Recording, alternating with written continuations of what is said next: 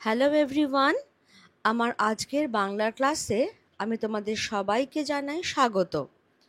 আজকে আমরা ক্লাস 11-এর একটি কবিতা পাঠ করব, যে কবিতাটির নাম ঈশ্বরচন্দ্র বিদ্যাসাগর, মাইকেল মধুসূদন দত্তের লেখা।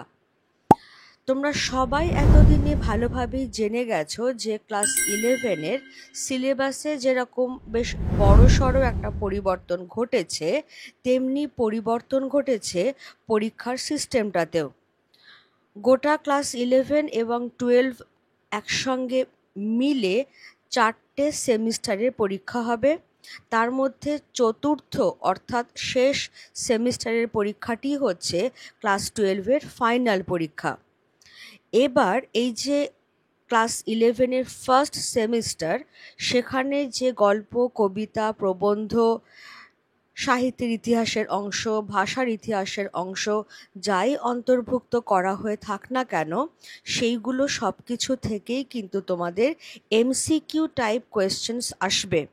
তোমাদের একটা করে ওএমআর শিট দেওয়া হবে, অর্থাৎ ঠিক যেরকমভাবে কম্পিটিটিভ টেস্ট হয় বা প্রতিযোগিতামূলক পরীক্ষাগুলো চলে, ঠিক সেই রকমভাবেই একটা ওএমআর শিট দেওয়া হবে। সেখানে সার্কেল করা থাকবে ক খ লিখে বা এবিসিডি লিখে। তোমাদের কাজ হচ্ছে ভালোভাবে কোয়েশ্চেন পেপারটা পড়ে সেটা দেখে ওএমআর শিটে পার্টিকুলার ওই সার্কেলটা, ধরো এ হোক বা ক হোক, ওই সার্কেলটাকে ডার্কেন করা। এবার সেটার জন্য যেটা সবচেয়ে জরুরি সেইটা হচ্ছে যে টেক্সটটাকে খুব ভালো করে পড়া। খুব ভালো করে পড়া মানে প্রায় মুখস্থের মতো করে করে ফেলা। কারণ এখানে যে এমসিকিউগুলো আসবে সেগুলো সবসময় যে খুব ফ্ল্যাট এমসিকিউ হবে তা কিন্তু নয়। যেরকম ঠিক এর আগের সিলেবাসে যারা পরীক্ষা দিয়েছে তারা যেরকম এমসিকিউ টাইপের কোয়েশ্চেন অ্যাটেম্প করেছিল, যে একটা স্টেটমেন্ট দেওয়া থাকতো, তার জন্য 4টে বিকল্প থাকতো, যে কোনো একটা বিকল্প তারা বেছে নিত, সেই রকম ধরনটা থাকবে ডেফিনেটলি। শূন্যস্থান পূরণ থাকবে। আবার ধরো কিছু ঘটনা পরপর দিয়ে দেওয়া হলো, তোমাকে সেই ঘটনাক্রমগুলো বিভিন্ন অপশানে বিভিন্ন রকমভাবে দেওয়া হলো, সেই অপশান কোনটা রাইট অপশান তোমাকে বেছে নিতে হবে। আবার হয়তো কলাম দিয়ে দেওয়া হলো যে স্তম্ভ মেলাও, সেই স্তম্ভ মেলানোর জন্য আবার 4 রকম অপশান থাকলো যে কোনটা সবচেয়ে অ্যাপ্রোপ্রিয়েট হচ্ছে। ফলে টেক্সট খুব ভালো করে না পড়া থাকলে এবং টেক্সটের পাশাপাশি সেই বিশেষ গল্প বা কবিতা বা প্রবন্ধটি কোন পরিপ্রেক্ষিতে লেখা হয়েছে, কোন ঘটনা প্রসঙ্গে লেখা হয়েছে, সেই আনুষঙ্গিক তথ্যগুলোও কিন্তু তোমাদের জেনে রাখতে হবে। তা নয়তো তোমরা পরীক্ষায় ঠিকমতো নম্বরটা তুলতে পারবে না। এতগুলো কথা আমি বললাম, সেগুলো কিন্তু একটাও তোমাদের ভয় দেখানোর জন্য নয়, বরং যে নতুন সিস্টেমটা আমাদের কাছে এসেছে, আমাদের সবার কাছেই এসেছে, সেই সিস্টেমটা সম্পর্কে যাতে আমরা সচেতন হতে পারি, প্রথম থেকেই যাতে আমরা মন দিয়ে এবং সিস্টেমেটিক্যালি পড়াশোনাটা করতে পারি, সেই জন্যেই এতগুলো কথা বলা। এবার তাহলে চলে এসো আমাদের পাঠ্য কবিতাটায়। প্রসঙ্গত উল্লেখযোগ্য যে ক্লাস 11-এর ফার্স্ট সেমিস্টারে 2টো বাংলা কবিতা আছে। একটা হলো ঈশ্বরচন্দ্র বিদ্যাসাগর এবং আরেকটা হলো সাম্যবাদী। আরেকটি যে কবিতা রয়েছে চারণ কবি, সেটি কিন্তু অনুবাদ কবিতা, ভারভারা রাওয়ের লেখা এবং বাংলায় অনুবাদ করা কবিতা। সুতরাং অরিজিনালি বাংলা কবিতা রয়েছে 2টো, ঈশ্বরচন্দ্র বিদ্যাসাগর আর সাম্যবাদী। এবার ঈশ্বরচন্দ্র বিদ্যাসাগর কবিতাটির রচয়িতা মাইকেল মধুসূদন দত্ত। কবিতাটি পড়বার আগে প্রথমেই প্রায় সবারই মনে যে প্রশ্নটা জেগে উঠতে পারে সেটা হচ্ছে যে হঠাৎ ঈশ্বরচন্দ্র বিদ্যাসাগরকে নিয়ে মাইকেল মধুসূদন দত্ত কেন কবিতা লিখতে গেলেন। কারণ বিদ্যাসাগর মশাই তিনি সর্বজনবিদিত, তিনি একজন বিশ্ববিখ্যাত সমাজ সংস্কারক, শিক্ষাবিদ, দার্শনিক। তার নানা গুণ সম্পর্কে জানে না এমন কেউই নেই। তাহলে কি কারণ ঘটলো যে মাইকেল মধুসূদন দত্ত তাকে নিয়ে কবিতা রচনা করলেন? আমরা আসছি সেই প্রসঙ্গগুলোতে, এবং সেই জন্যই একটু পিছন ফিরে আমাদের তাকানো দরকার, একটু কবিতাটার পরিপ্রেক্ষিতটা আমাদের বিচার করে নেওয়া দরকার। প্রথমেই তাহলে আমি বলে দিই যে ঈশ্বরচন্দ্র বিদ্যাসাগরের ওপর এটা আমার প্রথম ক্লাস, সেজন্য আমি এখানে পর্ব 1 কথাটা উল্লেখ করেই দিয়েছি। কবিতাটির রচয়িতা মাইকেল মধুসূদন দত্ত। খেয়াল করো, মাইকেল মধুসূদন দত্তের একটা ছদ্মনামও কিন্তু ছিল। কি সেটা? Timothy Penpoem. কেমন? মাইকেল মধুসূদন দত্তের ছদ্মনাম Timothy Penpoem. Michael Madhusudan Dutt সম্পর্কে এবার যখন আমরা আলোচনা করব, তখনই আস্তে আস্তে আমাদের কাছে স্পষ্ট হবে যে তিনি কেন ঈশ্বরচন্দ্র বিদ্যাসাগরকে নিয়ে কবিতা রচনা করলেন। মাইকেল মধুসূদন দত্তের জন্ম হয় 1824 খ্রিস্টাব্দের 25শে জানুয়ারি যশোর জেলার সাগরদাঁড়ি গ্রামে, অর্থাৎ এখনকার বাংলাদেশের যে যশোহর বা যশোর জেলা, সেই যশোরের সাগরদাঁড়ি গ্রামে তার জন্ম হয় 1824 খ্রিস্টাব্দে, আর তার মৃত্যু হয় 1873 খ্রিস্টাব্দের 29শে জুন কলকাতায়। তার পিতা ছিলেন নামজাদা আইনজীবী রাজনারায়ণ দত্ত এবং তার মাতার নাম জাহ্নবী দেবী। সম্ভ্রান্ত হিন্দু কায়স্থ বংশে মাইকেল মধুসূদন দত্তের জন্ম হয় এবং ছোটবেলা কাটে তাঁর সাগরদাঁড়ি গ্রামে। তারপরে তারা সপরিবারে কলকাতায় চলে আসেন এবং মাইকেল মধুসূদন দত্ত ভর্তি হন হিন্দু কলেজে। সেই হিন্দু কলেজে পড়বার সময় থেকেই ইংরেজি ভাষা এবং সাহিত্যের প্রতি প্রবল আকর্ষণের কারণে মাইকেল কী করলেন? তিনি 1843 সালে খ্রিস্ট ধর্ম গ্রহণ করছেন, কারণ তার জীবনের মূল লক্ষ্যই ছিল বা সুপ্ত মনোবাসনা ছিল যে ইংরেজি ভাষায় সাহিত্য রচনা করে তিনি শেলি, কিটস, বায়রনের মতো কবি খ্যাতি অর্জন করবেন। কিন্তু যেটা হলো, তিনি যখনই খ্রিস্ট ধর্ম গ্রহণ করলেন তখনই তার পিতা অত্যন্ত ক্রুদ্ধ হলেন তার প্রতি, তাকে ত্যায্যপুত্র করলেন এবং নিজের সম্পত্তির অধিকার থেকে বঞ্চিত করলেন, যার ফলে মাইকেলের আর হিন্দু কলেজে পড়া হলো না। তিনি শিবপুরের বিশপস কলেজে ভর্তি হলেন। সেখান থেকেই অধ্যয়ন শেষ করে তিনি তার কয়েকজন মাদ্রাজি বন্ধুর সঙ্গে চাকরির সন্ধানে চলে এলেন মাদ্রাজে। কিন্তু ভাগ্য ছিল বিরূপ। সেখানে যে চাকরি তিনি পেলেন তাতে এত সামান্যই আয় হতো যে তা দিয়ে তার ব্যয় সংকুলান হচ্ছিল না। অবশেষে মাইকেল মধুসূদন দত্ত তিনি কি করলেন? তিনি 1862 সালে ব্যারিস্টারি পড়বার উদ্দেশ্য নিয়ে বিলেত যাত্রা করলেন, কারণ তখনকার দিনে ব্যারিস্টারি পাশ করে আইন ব্যবসা করা বা ওকালতি করা বেশ লাভজনকই ছিল। সেই জন্যেই মাইকেল মধুসূদন দত্ত তিনি বিলেতে পাড়ি জমালেন 1862 সালে ব্যারিস্টারি পড়বার উদ্দেশ্য নিয়ে। কিন্তু ভেতরে ভেতরে মনের সেই বাসনাটা কিন্তু তীব্রভাবেই ছিল। কি সেটা? যে আমি ইংরেজি ভাষায় সাহিত্য রচনা করে কবি খ্যাতি অর্জন করব, শেলি, কিটস, বায়রনের মতো। এবারে তিনি তো চলে গেলেন বিলেতে, সেখানে চরম বর্ণবিদ্বেষের শিকার হলেন। সেখান থেকে তিনি চলে এলেন ফ্রান্সে, তীব্র অর্থকষ্টের সম্মুখীন হলেন, কারণ সবাই জানো যে বিলেতে থাকা, খাওয়া, পড়াশোনা করা যথেষ্ট ব্যয় সাপেক্ষ, এবং তার বাবা তাকে ইতিমধ্যেই ত্যায্যপুত্র করে দিয়েছেন, ফলে বাড়ি থেকেও টাকা পাঠানোটা কিন্তু বন্ধ হয়ে গেছে। এরকম অবস্থায় মাইকেল মধুসূদন দত্তের এতটাই দেনা হয়ে গেছিল যে প্রায় কারাবাসের উপক্রম হয় তার। তখন তিনি বাধ্য হয়ে তাঁর বিশেষ বন্ধু, তাঁর অন্তরঙ্গ সুহৃদ ঈশ্বরচন্দ্র বিদ্যাসাগর মশাইকে একাধিক পত্র প্রেরণ করেন। এখন ঈশ্বরচন্দ্র বিদ্যাসাগরের সঙ্গে মাইকেল মধুসূদন দত্তের আলাপ হয় সেই 1856 সালে, এবং আলাপটা বন্ধুত্বে পরিণত হয় 1860 সালে, যখন মাইকেল মধুসূদন দত্তের তিলোত্তমা সম্ভব কাব্যটি প্রকাশিত হয়। সেই কাব্য এবং সেই কাব্যে ব্যবহৃত যে অমিত্রাক্ষর ছন্দ, সেটি ঈশ্বরচন্দ্র বিদ্যাসাগরকে যথেষ্ট মুগ্ধ করে, আকৃষ্ট করে, এবং তখন থেকেই তাঁদের বন্ধুত্বের সূত্রপাত।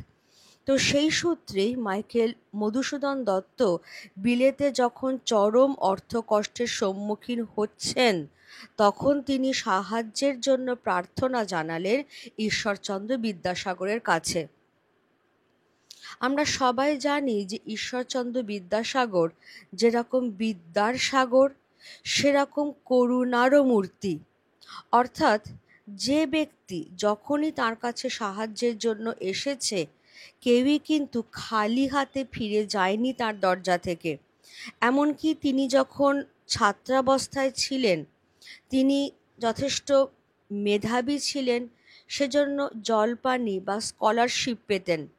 সেই জলপানির টাকা দিয়ে তিনি তার দুস্থ বন্ধুদের সাহায্য করতেন, তাদের খাবার কিনে দেওয়া, তাদের বই কিনে দেওয়া, নানা রকমভাবে তিনি আজীবন মানুষের পাশে দাঁড়িয়েছেন। সুতরাং এহেন যে মানুষটি, তিনি যখন মাইকেল মধুসূদন দত্তের চিঠি পাচ্ছেন, তখন স্থির হয়ে থাকতে পারবেন না, সেটা খুবই স্বাভাবিক। তিনি তখন মাইকেল মধুসূদন দত্তকে বিলেতে অর্থ প্রেরণ করতে লাগলেন। একবার নয়, একাধিকবার তিনি মাইকেল মধুসূদন দত্তকে বিলেতে অর্থ সাহায্য করেছিলেন। এবং বলতে বাধা নেই যে তাঁরই জন্য কিন্তু মাইকেল মধুসূদন দত্ত বিলেতে আইন পড়া শেষ করে কলকাতায় ফিরে আসেন এবং নিজ মাতৃভাষায় তিনি কাব্য রচনা করতে শুরু করেন। কারণ ততদিনে তার এই মোহভঙ্গ হয়েছে যে ইংরেজি ভাষায় কাব্য রচনা করে কবি খ্যাতি লাভ করা হয়তো অতটা সম্ভব হবে না। সেই জন্য বঙ্গভাষা নামক কবিতায় তিনি পরিষ্কার বলছেন, হে বঙ্গ, ভাণ্ডারে তব বিবিধ রতন। এবং এই যে বঙ্গমাতার ভাণ্ডারে বিবিধ রতন থাকা সত্ত্বেও তিনি নেহাত অবোধের মতো, মূর্খের মতো সেই সমস্ত রত্নকে পরিত্যাগ করে বিদেশি ভাষার মোহে বিদেশে চলে গিয়েছিলেন। তারপরে তিনি নিজ মাতৃভাষার মহত্ব বুঝতে পেরেছেন। তাই আইন পড়া শেষ করে তিনি যখন কলকাতায় ফিরলেন, তখন তিনি বাংলা ভাষায় সাহিত্য চর্চায় মনোনিবেশ করলেন। কিন্তু আসল কথাটা হলো, যার জন্য তিনি বিলেতে এতদিন থাকতে পারলেন, যার জন্য তিনি বিলেতে আইন পড়া শেষ করতে পারলেন, সেই ঈশ্বরচন্দ্র বিদ্যাসাগরের ঋণের কথা, তার দয়া, তার মহত্ব, তার করুণার কথা মাইকেল কিন্তু কোনো দিনই ভুলতে পারেননি। আর সেই জন্যেই তিনি বীরাঙ্গনা নামক পত্র কাব্যটি ঈশ্বরচন্দ্র বিদ্যাসাগরকেই উৎসর্গ করেন। এমনকি ঈশ্বরচন্দ্র বিদ্যাসাগরকে নিয়েই, শুধুমাত্র তাকে নিয়েই তিনি একটি কবিতা রচনা করেন, যেটি আসলে একটি সনেট। সেই কবিতাটির নাম হচ্ছে ঈশ্বরচন্দ্র বিদ্যাসাগর। আমাদের পাঠ্য ঈশ্বরচন্দ্র বিদ্যাসাগর। ঠিক আছে, তাহলে এতক্ষণে আমরা কবিতাটির যে পরিপ্রেক্ষিত, সেই পরিপ্রেক্ষিতটার মধ্যে যেতে পারলাম। আমরা যেতে পারলাম যে কোন পরিপ্রেক্ষিতে, কোন পারিপার্শ্বিকতার মধ্যে আমরা এই ঈশ্বরচন্দ্র বিদ্যাসাগর কবিতাটি রচিত হয়েছে সেটা বুঝতে পারছি। এবার এই যে ঈশ্বরচন্দ্র বিদ্যাসাগর, সেই কবিতাটির মূল গ্রন্থের নামটা কি? মূল গ্রন্থের নাম হচ্ছে চতুর্দশপদী কবিতাবলী। খেয়াল করো একটু বানানটা, দয় দয় রেফ, কারণ এটা পুরনো বানান, সেজন্য অরিজিনাল বানানটাই কিন্তু আমাদের শিখে রাখতে হবে। যদিও তোমাদের হয়তো লিখতে হবে না এটা, কারণ তোমাদের এটা কোয়েশ্চেন পেপারে দেওয়াই থাকবে, তোমরা শুধু ওএমআর শিটে রেসপেক্টিভ বক্সে সেটাকে ডার্কেন করবে। কিন্তু তবুও আমি বলবো যে যখন যেটা শিখছো তখন সেটাকে খুব ভালোভাবে যত্নের সঙ্গে সম্পূর্ণভাবে শেখো। সেই জন্যেই খেয়াল করতে হবে যে মাইকেল মধুসূদন দত্ত ঈশ্বরচন্দ্র বিদ্যাসাগর নামে যে সনেটটি রচনা করলেন সেটি মূল যে গ্রন্থের অন্তর্ভুক্ত তার নাম চতুর্দশপদী কবিতাবলী, এবং এই চতুর্দশপদী কবিতাবলী গ্রন্থটি প্রকাশিত হয় 1866 খ্রিস্টাব্দে। বইটার নামটা থেকেই পরিষ্কার যে এটি একটি সনেট গুচ্ছ, অর্থাৎ চতুর্দশপদী কবিতাবলীতে যে কটি কবিতা স্থান পেয়েছে সব কটিই কিন্তু সনেট। এবারে তাহলে এসো আমরা দেখে নিই বা বুঝে নিই সনেট বিষয়টা কি। সনেট হচ্ছে এক জাতীয় গীতি কবিতা, অর্থাৎ যেখানে কবি তার মনের ভাব ভাবনা সেগুলো প্রকাশ করে থাকেন। সনেটের বৈশিষ্ট্য কি? সনেট 14 পংক্তির হবে এবং প্রতিটা পংক্তিতে মাত্রা সংখ্যা হবে 14। কেমন? অর্থাৎ সোজা কথায় সনেট হচ্ছে 14 লাইনের কবিতা এবং সেই 14 লাইনের প্রতিটা লাইনের মাত্রা সংখ্যা হবে 14।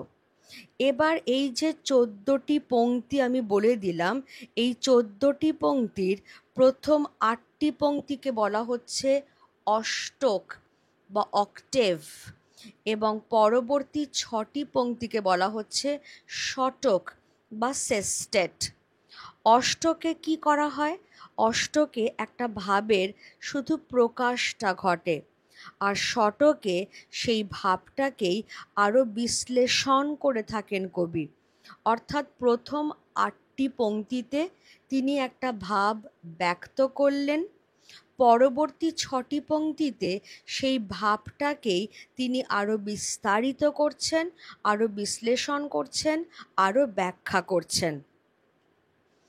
এবার এই যে অষ্টক, সেটাকে আমরা বলতে পারি যে দুটি চতুষ্কে এটিকে ভাগ করা থাকে। চতুষ্ক মানে হচ্ছে 4, দুটো চতুষ্ক মানে হচ্ছে 4 4, এই ভাগটা, অর্থাৎ 4 আর 4-এ 8 লাইন হয়ে গেল, তাহলে 4 লাইন 4 লাইন দুটো ভাগ থাকছে অষ্টকে। আর শতকে কি থাকছে? শতক দুটি ত্রিপাদিকায় ভাগ করা থাকে। ত্রিপাদিকা মানে হচ্ছে 3 লাইন, অর্থাৎ দুটো 3 লাইন 3 লাইন ভাগ।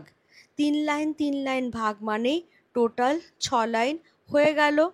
তাহলে এটাই হচ্ছে সনেটের গঠন, যে 14 পংক্তির কবিতা, প্রতিটা পংক্তিতে 14 মাত্রা থাকবে, প্রথম 8টি পংক্তিকে বলা হবে অষ্টক, পরবর্তী 6টি পংক্তিকে বলা হবে শতক, অষ্টক দুটি চতুষ্কে ভাগ হবে এবং শতক দুটি ত্রিপাদিকায় ভাগ হবে। ক্লিয়ার? এবারে আমরা দেখে নেব যে সনেট আমাদের বাংলা কবিতায় এর আগে ছিল না। বাংলা কবিতায় সনেট প্রথম নিয়ে আসছেন মাইকেল মধুসূদন দত্ত। বিদেশি সাহিত্যে সনেট ছিল। বিদেশি সাহিত্যে সনেটের সৃষ্টি হয় কোথায়? ইতালিতে, এবং সনেটের সৃষ্টিকর্তা হলেন ইতালীয় কবি পেত্রার্ক। সনেট কথাটি কোথা থেকে এসেছে? ইতালীয় সনেটো, ইতালীয় সনেটো কথাটি থেকে সনেট কথাটি এসেছে, এবং সনেটো কথাটির অর্থ হলো মৃদু ধ্বনি। কেমন? এই অবধি সবার কাছে ক্লিয়ার আশা করা যায়? এগুলো সব তথ্য দিয়ে গেলাম আমি। এবারে এই যে চতুর্দশপদী কবিতাবলিতে মোট ১০২টি কবিতা রয়েছে, যার মধ্যে ৮৬ নম্বর কবিতাটি হচ্ছে, এই যে ৮৬ নম্বর কবিতাটি হচ্ছে মাইকেল মধুসূদন দত্তের লেখা ঈশ্বরচন্দ্র বিদ্যাসাগর। তাহলে একটু প্রসঙ্গত আমরা যদি জেনে রাখি যে চতুর্দশপদী কবিতাবলির প্রথম সনেটটির নাম কি ছিল? প্রথম সনেটটি ছিল উপক্রম এবং শেষ সনেটটি ছিল সমাপ্তে। ঠিক আছে, তাহলে চতুর্দশপদী কবিতাবলি মাইকেল মধুসূদন দত্তের লেখা সনেট গুচ্ছ, যেখানে মোট ১০২টি সনেট রয়েছে, যার মধ্যে ৮৬ নম্বর সনেটটি হচ্ছে ঈশ্বরচন্দ্র বিদ্যাসাগর। এবারে একটু ঈশ্বরচন্দ্র বিদ্যাসাগর সম্পর্কে প্রারম্ভিক কিছু কথাবার্তা আমরা জেনে নেব। আমরা জানি, অনেকটাই জানি, কিন্তু তাও যেটা আমাদের এই কবিতার জন্য দরকার হবে সেই অংশগুলো আমরা যদি একটু জেনে নিই তাতে অসুবিধে কিন্তু কিছু নেই, তাই না? ঈশ্বরচন্দ্র বিদ্যাসাগর ১৯ শতকের একজন মহামনীষী। তিনি একাধারে সমাজ সংস্কারক, শিক্ষাবিদ, পণ্ডিত, দার্শনিক, পাঠ্যপুস্তক এবং পাঠ্যপুস্তক ছাড়াও অন্যান্য বিভিন্ন গ্রন্থ প্রণেতা। তাকে বলাই হয় বাংলার নবজাগরণের পুরোধা, অর্থাৎ যে বেঙ্গল রেনেসাঁ হয়েছিল, বাংলার যে নবজাগরণ ঘটেছিল, ঈশ্বরচন্দ্র বিদ্যাসাগর, রাজা রামমোহন রায়, এরা ছিলেন সেই সবের পুরোধা। বিদ্যাসাগর মশাই তাই আমাদের কাছে প্রাতঃস্মরণীয় একজন মহাপুরুষ। বাল্যবিবাহ রোধ করা, বিধবা বিবাহের প্রচলন করা, স্ত্রী শিক্ষার প্রসার সহ নানা সমাজ সংস্কারমূলক কাজের সঙ্গে তিনি যুক্ত ছিলেন। তাকে এমনকি বাংলা গদ্যের জনকও বলা হয়। কেন বলা হয় সেটা আমরা একটু পরে দেখে নিচ্ছি। তার আগে আমরা যেটা দেখব, এই যে ঈশ্বরচন্দ্র বিদ্যাসাগর মশাইয়ের এত রকম যে সমাজ সংস্কারমূলক কাজ, সেগুলো কি কেবল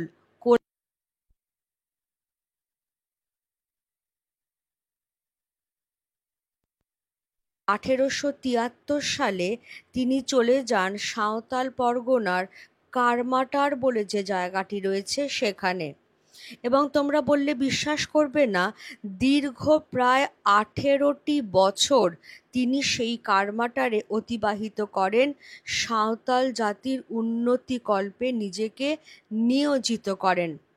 যেখানে তিনি থাকতেন সেই জায়গাটায় তিনি একটি বালিকা বিদ্যালয় এবং বয়স্কদের জন্য একটি নৈশ বিদ্যালয়ও স্থাপন করেছিলেন। অগাধ পাণ্ডিত্যের অধিকারী ছিলেন এই মানুষটি। তাঁর জন্ম হয়েছিল ১৮২০ খ্রিস্টাব্দের ২৬শে সেপ্টেম্বর মেদিনীপুর জেলার বীরসিংহ নামক গ্রামে, এবং তার মৃত্যু হয় ১৮৯১ খ্রিস্টাব্দের ২৯শে জুলাই কলকাতায়।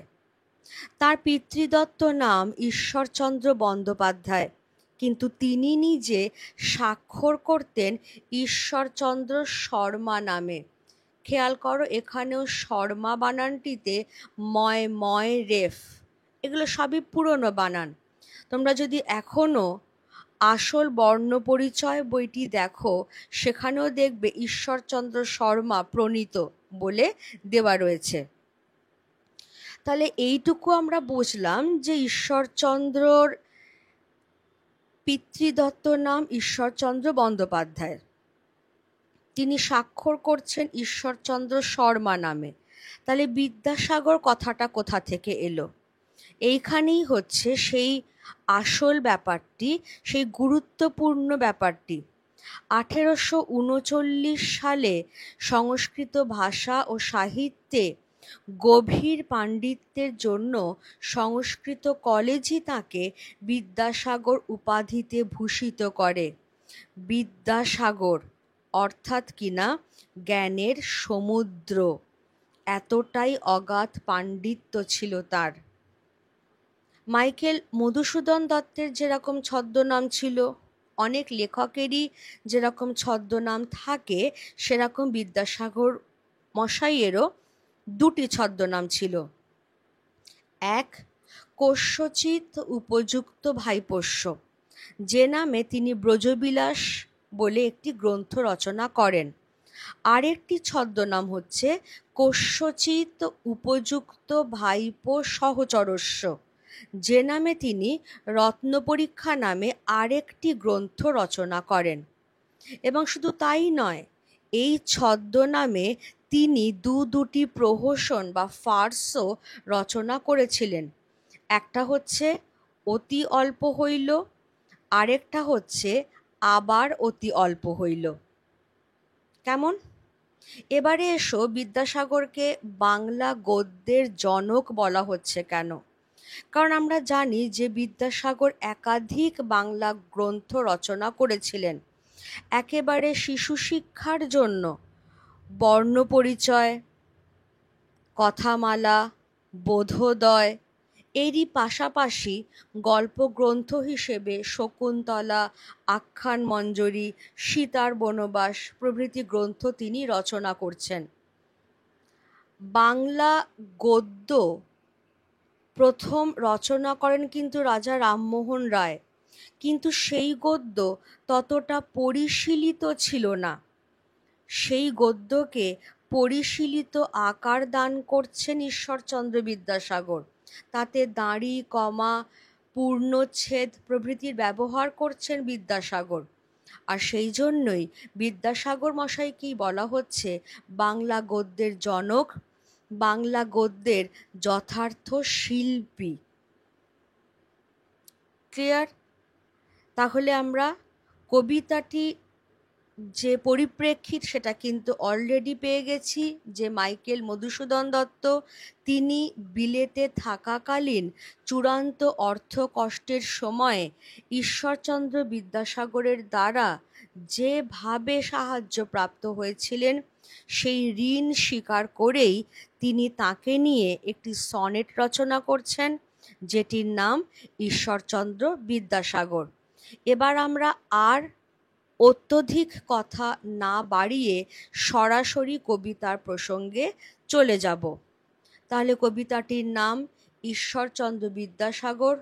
কবিতাটি লিখছেন মাইকেল মধুসূদন দত্ত। আগে পুরো কবিতাটা একবার পড়ে নিই আমরা।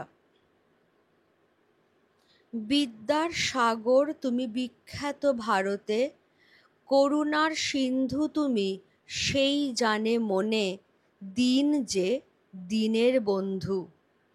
উজ্জ্বল জগতে হেমাদ্রির হেম কান্তি অম্লান কিরণে, কিন্তু ভাগ্য বলে সে মহাপর্বতে, যেজন আশ্রয় লয় সুবর্ণ চরণে, সেই জানে কত গুণ ধরে কত মতে গিরিশ। কি সেবা তার সে সুখ সদনে, দানে বাড়ি নদী রূপ বিমলা কিঙ্করী, যোগায় অমৃত ফল পরম আদরে, দীর্ঘ শিরঃ তরু দল দাসরূপ ধরি, পরিমলে ফুলকুল 10 দিশ ভরে, দিবসে শীতল শাসী ছায়া বনেশ্বরী, নিশায় সুশান্ত নিদ্রা ক্লান্তি দূর করে। আমরা কবিতার আলোচনা করতে করতেই অর্থগুলোর দিকেও কিন্তু একবার তাকাতে তাকাতে যাব। কবিতা হলে প্রথম পংক্তিতে কি বলছেন, আগে আমরা একটু গুনে নেব পংক্তির সংখ্যাটা। দেখো 1 2 3 4 5 6 7 8 9 10 11 12 13 14, অর্থাৎ 14 পংক্তির কবিতা। 1 নম্বর, প্রত্যেক পংক্তিতে খেয়াল করো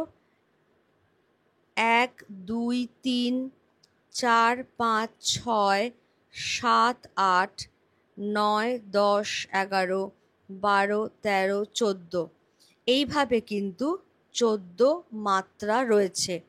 তাহলে 14 পংক্তির কবিতা, প্রতিটি পংক্তিতে 14টি মাত্রা, অর্থাৎ একেবারে পারফেক্ট একটি সনেট, যেমন হওয়া উচিত সেই রকমটাই কিন্তু মাইকেল মধুসূদন দত্তের লেখা ঈশ্বরচন্দ্র বিদ্যাসাগর। প্রথম পংক্তিতে কি বলছেন কবি? বিদ্যার সাগর তুমি বিখ্যাত ভারতে।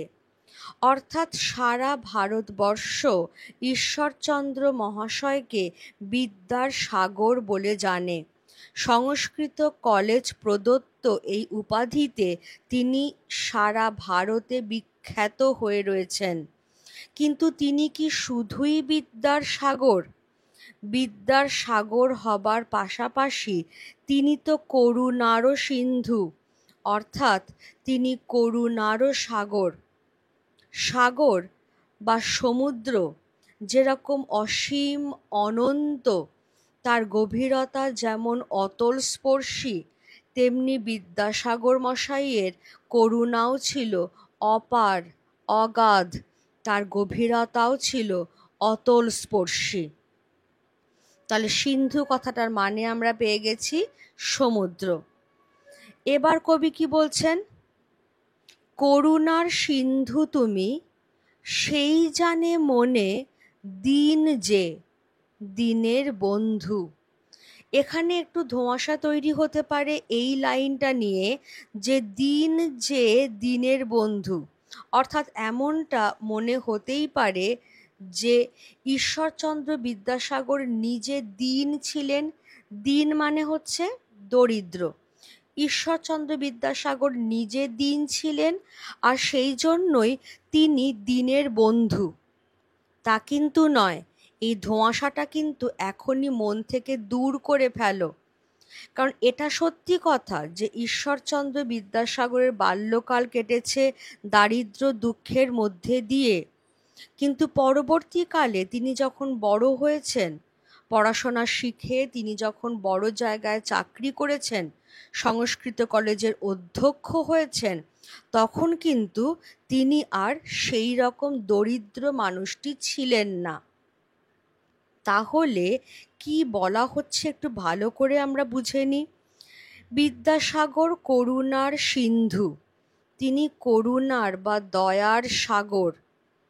সেই জানে মনে দিন যে দিনের বন্ধু, অর্থাৎ যে ব্যক্তি নিজে দীন, দরিদ্র, গরিব, সেই ব্যক্তি মাত্রেই জানে যে ঈশ্বরচন্দ্র বিদ্যাসাগরই হচ্ছেন দীনের বন্ধু, গরিবের সহায়।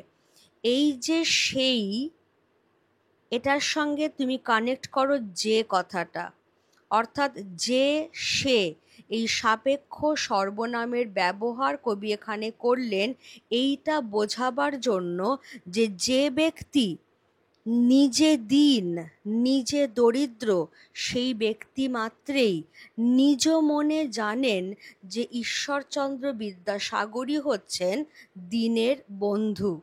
তাহলে এই অংশটুকুর মধ্যে যতটা আমরা পড়লাম, তার মধ্যে কিন্তু মাইকেল মধুসূদন দত্ত ঈশ্বরচন্দ্রকে বিদ্যাসাগর, করুণার সিন্ধু এবং দীনবন্ধু, এই দীনের বন্ধু কথাটাকে আমরা একসঙ্গে দীনবন্ধু হিসেবে লিখতেই পারি। তাহলে এই তিনটি বিশেষণে তাকে বিশেষিত করলেন। এবার কি বলছেন? উজ্জ্বল জগতে হেমাদ্রির হেম কান্তি অম্লান কিরণে। হেমাদ্রি, হেমাদ্রি কথাটার তুমি যদি সন্ধি বিচ্ছেদ করো তাহলে কি দাঁড়াবে? হেম যোগ অদ্রি। হেম মানে হচ্ছে সোনা, আর অদ্রি মানে হচ্ছে পর্বত।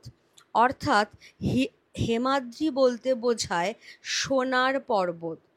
সাধারণত সুমেরু পর্বতকে সোনার পর্বত বলা হয়ে থাকে, কিন্তু এখানে হেমাদ্রি বলতে কবি পর্বতশ্রেষ্ঠ হিমালয়ের প্রতি ইঙ্গিত করেছেন। এইটা কিন্তু খেয়াল রাখতে হবে। তিনি কি বলছেন? তিনি বলছেন যে পর্বতশ্রেষ্ঠ হিমালয়ের তুষারাবৃত অঙ্গে যখন সূর্যের সোনালি কিরণ এসে পড়ে, তখন চারিদিক সেই স্বর্ণপ্রভায় ঝলমলিয়ে ওঠে। ঠিক সেই রকম বিদ্যাসাগর মহাশয়ও তাঁর করুণাময় অস্তিত্বের কারণে সারা ভারতের মানুষের মনে উজ্জ্বল রূপে বিরাজমান, অম্লান হয়ে আছে তাঁর চারিত্রিক বৈশিষ্ট্য। তাহলে এখানে আমরা চট করে আরও কিছু শব্দের অর্থ দেখে নিই। প্রথমেই আমরা দেখে নেব হেমাদ্রি। হেমাদ্রি আমি বলেই দিলাম, আক্ষরিক অর্থ হচ্ছে সোনার পর্বত। হেমাদ্রি বলতে সাধারণভাবে সুমেরু পর্বতকে বোঝানো হলেও এখানে স্পষ্টতই ইঙ্গিত করা হচ্ছে হিমালয় পর্বতকে। হেমকান্তি কথাটির অর্থ হল স্বর্ণপ্রভা, অর্থাৎ সোনার মতো উজ্জ্বল যে দ্যুতি, যে বিভা। অম্লান মানে হচ্ছে অমলিন। কিরণ মানে হচ্ছে আলোক রশ্মি বা আলোক ছটা। কেমন? তাহলে আমি আবার বলে দিচ্ছি, সেটা হচ্ছে যে পর্বতশ্রেষ্ঠ হিমালয়, তুষারাবৃত পর্বতশ্রেষ্ঠ হিমালয়ের ওপর যখন সূর্যের সোনালি কিরণ এসে পড়ে, তখন চারিদিক যেমন সেই সোনালি কিরণে ঝলমলিয়ে ওঠে, সেই স্বর্ণপ্রভায় যেমন ঝলমল করে ওঠে চারদিক, ঠিক সেই রকমভাবেই বিদ্যাসাগর মহাশয়ও তাঁর করুণাময় অস্তিত্বের কারণে সারা ভারতের মানুষের মনে উজ্জ্বল রূপে বিরাজমান হয়ে রয়েছেন, অম্লান হয়ে রয়েছে তাঁর চারিত্রিক বৈশিষ্ট্য।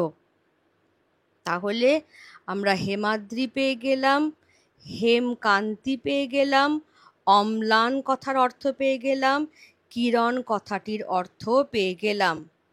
এবার কবি কি বলছেন? কবি বলছেন, কিন্তু ভাগ্য বলে পেয়ে সে মহাপর্বতে, যে জন আশ্রয় লয় সুবর্ণ চরণে, সেই জানে কত গুণ ধরে কত মতে গিরিশ। গিরিশ কথাটির অর্থ হচ্ছে হিমালয়। কবি বলছেন যে ভাগ্য বলে, অনেক ভাগ্য করে যে মানুষটি সেই মহাপর্বত হিমালয়ের সুবর্ণ চরণতলে আশ্রয় লাভ করতে পারে, সেই ব্যক্তি মাত্রই জানে যে কত গুণ ধরে কত মতে পর্বতশ্রেষ্ঠ হিমালয়। কেমন?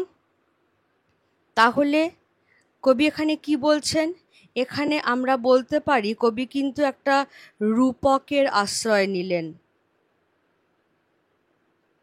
রূপক, রূপক অর্থাৎ অ্যালিগরি, অর্থাৎ যার একটা বাইরের অর্থ থাকবে এবং একই সঙ্গে তার একটা ভিতরের অর্থও থাকবে। কবি এখানে যেটা করছেন সেটা হচ্ছে তিনি এখানে বিদ্যাসাগর মহাশয়কে তার যে অনমনীয় চারিত্রিক দৃঢ়তা, তার যে সুমহান ব্যক্তিত্ব, সেই কারণে বিদ্যাসাগর মহাশয়কে তিনি পর্বতশ্রেষ্ঠ হিমালয়ের সঙ্গে তুলনা করছেন। সেটা আমরা প্রথমেই বুঝে গেছি, কিন্তু যে যখনই তিনি বলছেন যে তুষারাবৃত হিমালয়ের ওপর যখন সূর্যের সোনালি কিরণ এসে পড়ে, তখন সেই স্বর্ণপ্রভায় চারিদিক ঝলমলিয়ে ওঠে, ঠিক তেমনি বিদ্যাসাগর মহাশয়ের যে করুণাময় অস্তিত্বের কারণে তিনি সারা ভারতের মানুষের মনে উজ্জ্বল রূপে বিরাজমান। তখনই আমরা বুঝে গেছি যে তিনি কিন্তু এবার হিমালয়ের সঙ্গে বিদ্যাসাগর মহাশয়কে তুলনা করছেন। সেই তুলনার দিকটা এবার আরও স্পষ্ট হলো। তিনি কি বলছেন? তিনি বলছেন যে যে ব্যক্তি মহাভাগ্য বলে সেই হিমালয়ের পাদস্পর্শ লাভ করতে পারে, সেই হিমালয়ের সুবর্ণ চরণে আশ্রয় লাভ করতে পারে, তার সান্নিধ্য লাভ করতে পারে, সেই ব্যক্তি মাত্রই জানে যে হিমালয় পর্বত কত গুণের আধার, কত রকমভাবে হিমালয় পর্বত আমাদের সেবা যত্নের আয়োজন করে রয়েছে। ঠিক একই রকমভাবে যে ব্যক্তি অনেক ভাগ্য করে ঈশ্বরচন্দ্র বিদ্যাসাগরের কৃপাধন্য হতে পারেন, তাঁর সান্নিধ্য লাভ করতে পারেন, তিনিই জানবেন যে ঈশ্বরচন্দ্র বিদ্যাসাগরও কত গুণের ভাণ্ডার। সুবর্ণচরণ কথাটা খেয়াল রাখতে হবে। মহাপর্বত বলতে এখানে হিমালয় এবং অন্তর্নিহিত অর্থে কিন্তু বিদ্যাসাগর মহাশয়কে বোঝানো হচ্ছে। আমি জাস্ট এখানে ছোট্ট করে লিখে দিলাম বিদ্যাসাগর। অন্তর্নিহিত অর্থে এখানে বিদ্যাসাগর মহাশয়কেই হিমালয়ের সঙ্গে তুলনা করা হয়েছে। কবি কি বলছেন? কি সেবা তার সে সুখ সদনে। সুখ সদনে কথাটার মানে হচ্ছে সুখের গৃহে। অর্থাৎ যে ব্যক্তি হিমালয়ের সুবর্ণ চরণে আশ্রয় লাভ করতে পারে অনেক ভাগ্য করে, সেই ব্যক্তি জানে যে হিমালয় পর্বত কত গুণের আধার, তার সুখের গৃহে সে কত রকমভাবে আমাদের সেবা যত্নের আয়োজন করে রেখেছে। এবার কীরকমভাবে হিমালয় পর্বত আমাদের সেবা যত্নের আয়োজন করে রেখেছে? দানে বাড়ি নদীরূপ বিমলা কিঙ্করী। একটা একটা করে দেখব, হ্যাঁ। দানে বাড়ি নদীরূপ বিমলা কিঙ্করী, অর্থাৎ হিমালয় পর্বত থেকে আগত যে নদ নদী, তাদের সুবিমল সুশীতল জলদানে মানুষের জীবন সুস্থ সচল রেখেছে। পরম আজ্ঞাবহ দাসীর মতো তারা নিত্য নিয়ত আমাদের সেবা করে চলেছে। তাহলে কিঙ্করী কথাটির অর্থ হচ্ছে দাসী। দেখো আমি এখানে দিয়ে দিয়েছি, কিঙ্করী কথার অর্থ দাসী। বিমলা কথার অর্থ হচ্ছে নির্মলা, পরিচ্ছন্ন, স্বচ্ছ। অর্থাৎ হিমালয় পর্বত থেকে যে নদ নদীগুলি বেরিয়েছে, তারা তাদের স্বচ্ছ পরিচ্ছন্ন নির্মল জল দান করে আমাদের জীবনকে সুস্থ রেখেছে, সচল রেখেছে। এবং পরম আজ্ঞাবহ দাসীর মতো তারা এইভাবেই প্রতিনিয়ত আমাদের সেবা করে চলেছে। তাহলে এটা 1 নম্বর হয়ে গেল। এবার কবি কি বলছেন? যোগায় অমৃত ফল পরম আদরে দীর্ঘ শিরতরু দল দাস রূপ ধরি। অর্থাৎ হিমালয় পর্বতের অরণ্যে যে বৃহৎ বৃক্ষকুল, তারা এত সুমিষ্ট সুস্বাদু ফল প্রদান করে যেন মনে হয় অমৃত, এবং তারাও চির পুরাতন অতি বিশ্বস্ত ভৃত্যের মতো আমাদের সেবায় রত। তাহলে এটা হয়ে গেল আমাদের 2 নম্বর পয়েন্ট, যে হিমালয় পর্বতের অরণ্যে যে বিশাল বিশাল দীর্ঘ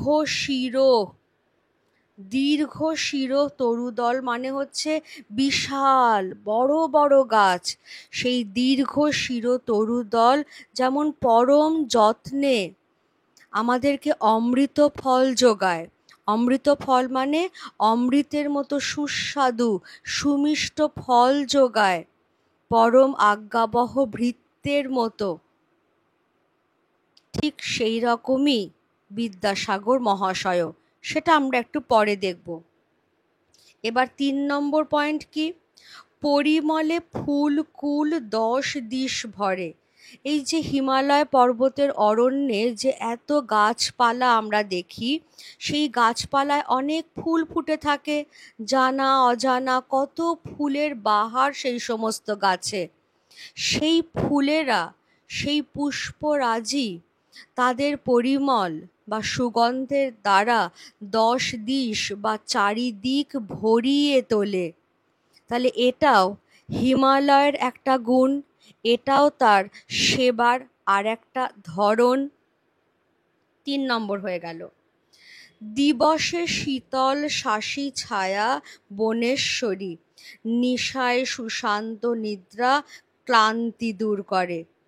বনেশ্বরী অর্থাৎ বনের ঈশ্বরী, অর্থাৎ বনস্পতি বা বড় গাছ। দিনের বেলায় যখন প্রখর রৌদ্র তাপ, তখন সেই প্রখর রৌদ্র তাপ থেকে আমাদের রক্ষা করে বনস্পতির শীতল বাতাস দানকারী যে ছায়া। তুমি যখনই বড় গাছের ছায়ায় এসে বসবে, দেখবে একটু ঠান্ডা ঠান্ডা হাওয়ায় তোমার শরীর মন সব শীতল হয়ে যাচ্ছে, জুড়িয়ে যাচ্ছে। কবি ঠিক এইটাই বলছেন, যে হিমালয় পর্বতস্থিত অরণ্যে যে বিশাল গাছগুলি রয়েছে, সেই গাছগুলির যে ঠান্ডা হাওয়া প্রদানকারী ছায়া, তা আমাদের প্রখর রৌদ্র দিনে শরীর মন সব জুড়িয়ে দেয়, এবং রাত্রিবেলায় সেই গাছের ছায়াতেই আমরা সুশান্ত নিদ্রা যাপন করতে পারি। সারা দিনের কর্মক্লান্তির শেষে সেই নিদ্রা আমাদের সমস্ত মন প্রাণ যেন ভরিয়ে দেয়। তাহলে এখানে অর্থগুলো আমরা একবার দেখে নেব। পরিমল কথাটির সাধারণ অর্থ ফুল চন্দনাদির সুবাস। এখানে কিন্তু একেবারেই পুষ্পের সৌরভ অর্থাৎ ফুলের সুগন্ধ হিসেবে বিষয়টিকে বর্ণনা করা হয়েছে। ফুলকুল, ফুলকুল মানে হচ্ছে পুষ্পরাজি। 10 দিশ, 10 দিশের নাম আমি পরে দিয়ে দেব, কিন্তু আপাতত 10 দিশ বলতে কবি সাধারণভাবে 10 দিক বা চারিপাশ এইটাই বোঝাতে চেয়েছেন। শীতল শাসী মানে হচ্ছে শীতল বাতাস, ঠান্ডা হাওয়া। বনেশ্বরী মানে বনের ঈশ্বরী অর্থাৎ বনস্পতি বা বড় গাছ। নিশায় মানে রাত্রিতে, সুশান্ত মানে শান্তিপূর্ণ। তাহলে এই যে এবার রূপক বললাম, যে এই পুরো জায়গাটা ধরে হিমালয়ের কথা এলো, যে হিমালয়ের সুখ সদনে কত রকম সেবার আয়োজন, কত রকমভাবেই না হিমালয় আমাদের সেবা যত্ন করে চলেছে। তাহলে হিমালয়ের মধ্যে দিয়ে আসলে কবি ঈশ্বরচন্দ্র বিদ্যাসাগরের কথাই বলতে চেয়েছেন। কি বলছেন তিনি? হিমালয়ের মতো বিদ্যাসাগর মশাইও মহান ব্যক্তিত্বের অধিকারী। হিমালয় পর্বতের মতোই তিনি অসীম গুণের ভাণ্ডার। একটা নদীর প্রবাহ যেমন কোনো সভ্যতাকে বাঁচিয়ে রাখে, কোনো জনজাতির সমৃদ্ধির ধারক বাহক হয়ে ওঠে, তেমনি বিদ্যাসাগর মশাইও তার সমাজ সংস্কারমূলক কাজের দ্বারা বাঙালি জাতির রক্ষাকর্তা হয়ে দেখা দিয়েছিলেন একটা সময়। সেই ঊনবিংশ শতকে যখন বাঙালি জাতি কুপমণ্ডুক হয়ে বেঁচে রয়েছে, যখন তারা জাতিভেদে দীর্ণ কুসংস্কারাচ্ছন্ন, তখন সেই সময়টাতেই বিদ্যাসাগর মশাই তাঁর সমাজ সংস্কারমূলক কাজের দ্বারা বাঙালি জাতির রক্ষাকর্তা হয়ে আসছেন, ঠিক হিমালয় পর্বত থেকে আগত নদীর মতো। বৃহৎ বৃক্ষরাজি যেমন দীর্ঘ শির, বিদ্যাসাগর মশাইও তেমনি চির উন্নত মস্তক। বরাবর তিনি মাথা উঁচু করে বেঁচেছেন, মেরুদণ্ড সোজা রেখে বেঁচেছেন। যতই বাধা বিঘ্ন প্রতিকূলতা আসুক না কেন, যতই পারিবারিক সামাজিক প্রতিবন্ধকতার তিনি সম্মুখীন হন না কেন, সব সময় তিনি ন্যায়ের পক্ষে অটল হয়ে দাঁড়িয়ে থেকেছেন। কোনো কিছুই তাকে ন্যায়ের পক্ষ থেকে সরাতে পারেনি। তাঁর করুণার সুশীতল ছায়ায় দীন দুঃখী আর্ত পীড়িতরা আশ্রয় লাভ করে ধন্য হয়েছে। তাঁর জ্ঞানের ভাণ্ডার থেকে অমৃত ফল আহরণ করে আমরা সমৃদ্ধ হয়েছি। তিনি বাঙালি তথা ভারতীয় জাতিকে পুষ্ট করেছেন তাঁর এই শিক্ষা চিন্তার দ্বারা, তাঁর সমাজ কল্যাণমূলক কাজের দ্বারা।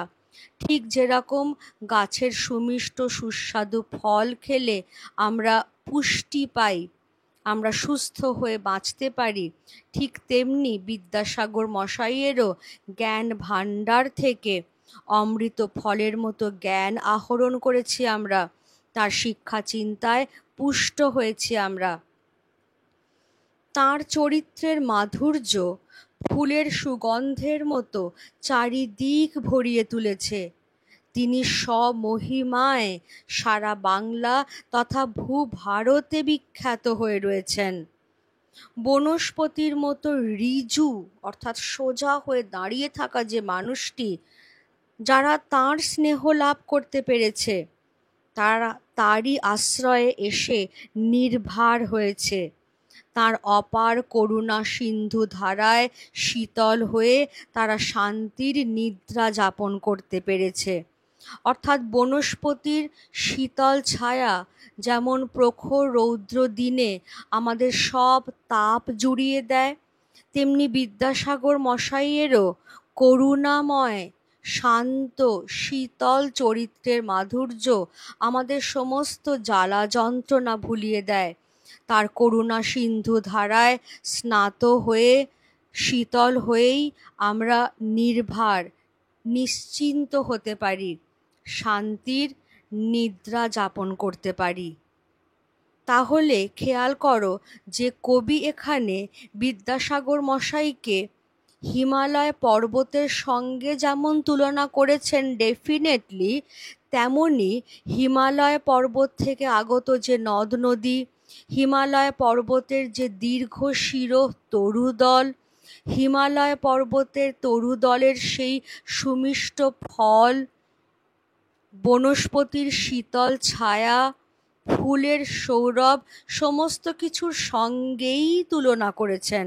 কারণ মানুষটি সত্যি এত এত গুণের আধার যে কোনো একটা কথায় তার চরিত্রকে বর্ণনা করা সম্ভবই নয়। ক্লিয়ার? এবারে একদম এই পর্বের শেষের কয়েকটা উল্লেখযোগ্য কথা, যে ঈশ্বরচন্দ্র বিদ্যাসাগর কবিতাটি অমিত্রাক্ষর ছন্দে লেখা। আমরা জানি যে মাইকেল মধুসূদন দত্ত বাংলা সাহিত্যে দুটি যুগান্তকারী ঘটনা ঘটিয়েছেন। এক, তিনি সনেটের প্রবর্তন করেছেন, আর দুই, তিনি ইংরেজি সাহিত্যের ব্ল্যাঙ্ক ভার্সের অনুসরণে বাংলায় অমিত্রাক্ষর ছন্দ প্রবর্তন করেছেন। অমিত্রাক্ষর ছন্দ কি না, যেখানে টানা লাইন ধরে ধরে পাঠ করে যেতে হয় যতক্ষণ না একটা অর্থ বা ভাব শেষ হচ্ছে। এর আগে অবধি আমরা যে ধরনের কবিতা পেয়েছিলাম সেটা কোনোটা হয়তো পয়ার ছন্দে লেখা, যেটাকে আমরা পাঁচালির ছন্দ বলি, প্রত্যেক দুটো দুটো লাইনে অন্তমিল। কোথাও আমরা ত্রিপদী পেয়েছি যেখানে তিনটে তিনটে লাইনে অন্তমিল। কিন্তু মাইকেল মধুসূদন দত্ত কি করলেন, তিনি অর্থজ্যোতিকে ছন্দজ্যোতির থেকে আলাদা করে দিলেন। ছন্দ ছন্দের মতো যাবে, অর্থ বা ভাব তার মতো করে যাবে। সেটা যদি এক লাইনে শেষ হয়ে যায়, শেষ হয়ে গেল। সেটা যদি এক লাইনে শেষ না হয়ে পরের লাইন বা তার পরের লাইন পর্যন্ত গড়াতে থাকে, তাহলেও সেটা গড়িয়েই যাবে যতক্ষণ না একটা ভাব সম্পূর্ণ হচ্ছে। কেমন? ক্লিয়ার সবার কাছে? যেমন ধরো একটা ছোট্ট উদাহরণ, যে জন আশ্রয় লয় সুবর্ণ চরণে, সেই জানে কত গুণ ধরে কত মতে গিরিশ। এই গিরিশে গিয়ে কিন্তু আমাকে থামতে হবে। আমি যদি বলি সেই জানে কত গুণ ধরে কত মতে, গিরিশ কি সেবা তার সে সুখ সদনে, একদমই মানে হবে না। সেই জন্যেই মানে বুঝে যে পড়াটা, সেটাই হলো অমিত্রাক্ষর ছন্দের প্রধানতম বৈশিষ্ট্য। হয়ে গেল। এবার এটা যে একটা পারফেক্ট সনেট, সেটা আমরা এর গঠনটা একটু দেখে নেব। এর প্রথম ৮টা যে পংক্তি সেটাকে আমরা বলছি অষ্টক। ১ ২ ৩ ৪ ৫ ৬ ৭ ৮, অর্থাৎ এই যে এখান থেকে শুরু করে এই সদনে পর্যন্ত এই অবধি হয়ে গেল অষ্টক। এখানে আমি লিখে দিলাম যে এটা হচ্ছে অষ্টক, এই সেকেন্ড ব্র্যাকেট করা অংশটা। এবারে আমরা